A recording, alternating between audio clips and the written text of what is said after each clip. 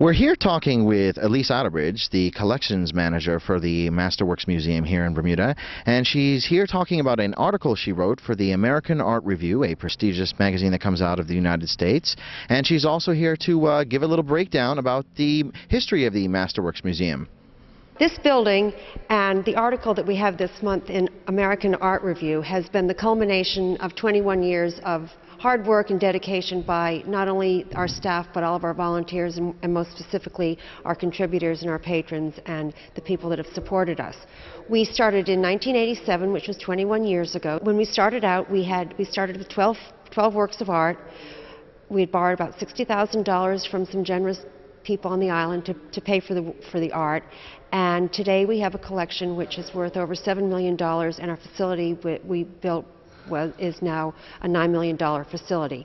Gratis, the Bermuda government actually, who gave us the property for a peppercorn rent of $1 a year, and just said, you go ahead and you raise the money and build the building. So it's been a wonderful, wonderful relationship we've had with both the government and with the private sector, and I think it's one of those great examples in Bermuda where the two do come together. These works of art are all masterpieces in their own right, in their own selves. When you go around the room, each one tells a different story about life in Bermuda at some point in time. I think our earliest work is I think it's 1824, and our latest we go right up to contemporary artwork.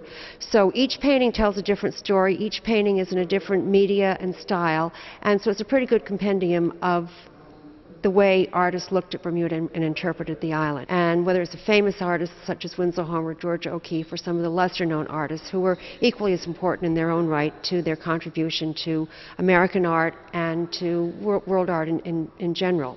And that's why we're so pleased to have this article in American Art Review, which is a very prestigious American publication which highlights different museums across the United States every year.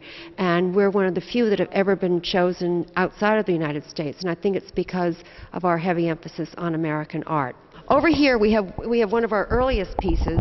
This is a work by Ogden Pleisner, the American watercolorist of St. George's, and it's probably one of the best watercolors I have ever seen in my life. He was a master of the craft, and not only did he do these wonderful scenes of Bermuda when he came to stay with the Webbs at the Jungle in Tuckerstown, he did a lot of hunting and fishing scenes as well, which he's well known of, which is very similar to Winslow Homer, his precursor, who was also very famous for his hunting scenes and fishing scenes and his Bermuda and his ocean scenes. So it's a nice sort of fit with the two of them here. Here we have one of our 3 Winslow Homer watercolors that the foundation owns.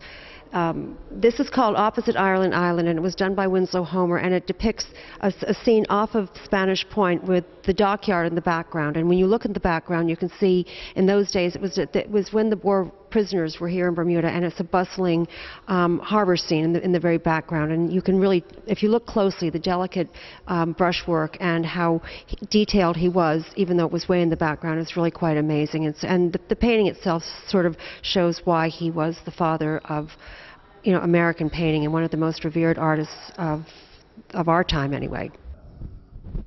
We're down here outside of our educational classroom, which is a really important component of the whole Masterworks philosophy and program and the reason the building was built in the first place.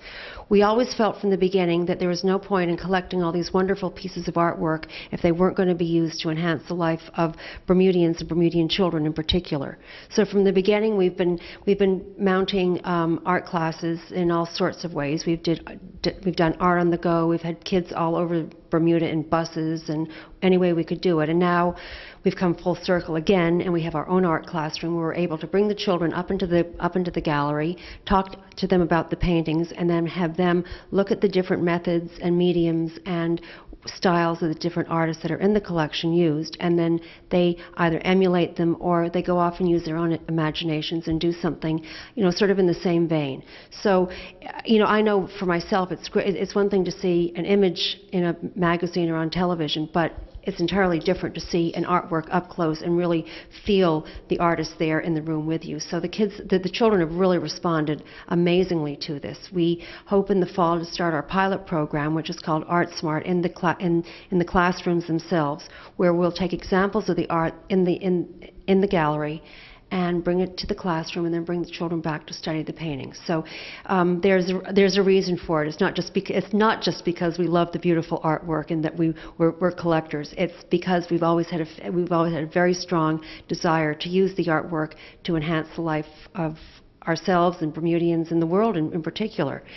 And the great thing about this collection is now that we are getting worldwide attention, it's bringing attention to Bermuda. And just since this magazine's been published and we've been opened, people have been calling us from all over the world asking about Bermuda and the artwork and the different artists that have come here. So I think eventually it'll evolve into a great learning process for all of us.